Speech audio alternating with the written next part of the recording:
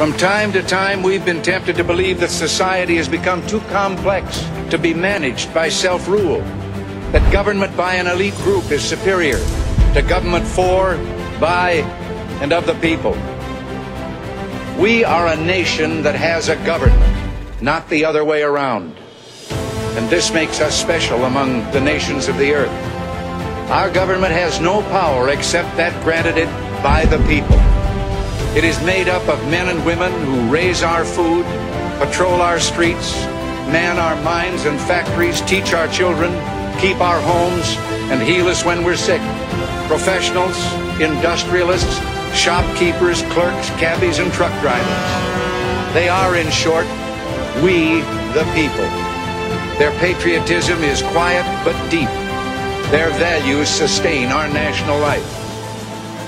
No weapon in the arsenals of the world is so formidable